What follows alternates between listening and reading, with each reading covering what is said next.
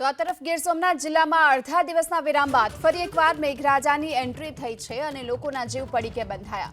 વેરાવળ શહેર અને તાલુકામાં આજ સવારથી ફરી એકવાર વરસાદી માહોલ જામ્યો છે। વેરાવળ શહેરમાં 2 કલાકમાં 3.5 ઇંચ વરસાદ ખાબકી ચૂક્યો છે, જેના કારણે નીચાણવાળા વિસ્તારોમાં પાણી ભરાઈ ગયા।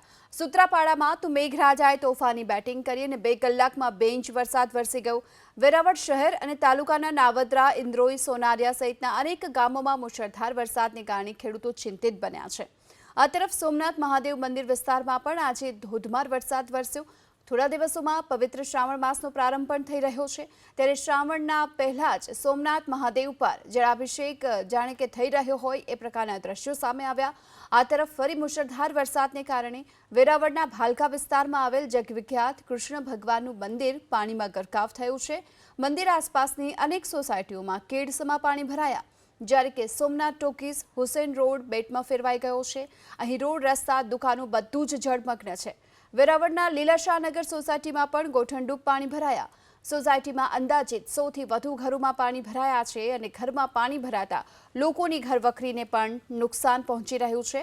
સ્થાનિકોનો એ આરોપ છે કે પાણીના નિકાલનો અભાવ છે અને તેના કારણે દર વર્ષે ચોમાસામાં આ જ પ્રકારની સ્થિતિ સર્જાય છે।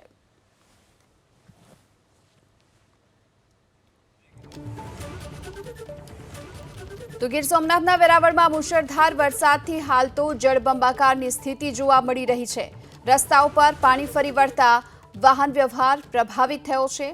તો અડધા દિવસના વિરામ બાદ ફરી એકવાર વેરાવળમાં મેઘરાજાએ તોફાની બેટિંગ શરૂ કરી છે। 2 થી 2.5 કલાકમાં 3.5 ઇંચથી લઈ 4 ઇંચ સુધીનો વરસાદ ખાબકી ચૂક્યો છે, જેને લઈ ફરી એકવાર વેરાવળ શહેર અને ગ્રામ્યમાં જળબંબાકારની સ્થિતિ સર્જાઈ। નાવદરા ઇન્દ્રોઈ રોડ પર ગોઠણડૂબ પાણી ભરાતા રોડ રસ્તા પરથી વાહન વ્યવહાર ઠપ થઈ ચૂક્યો છે। તો ગીર સોમનાથના વેરાવળમાં મુશળધાર વરસાદથી હાલ જળબંબાકારની સ્થિતિ જોવા મળી રહી છે। તો આ તરફ સોમનાથમાં પણ આજે વરસાદી માહોલ રહ્યો હતો। ફરી એક વખત વરસાદ ખાબક્યો।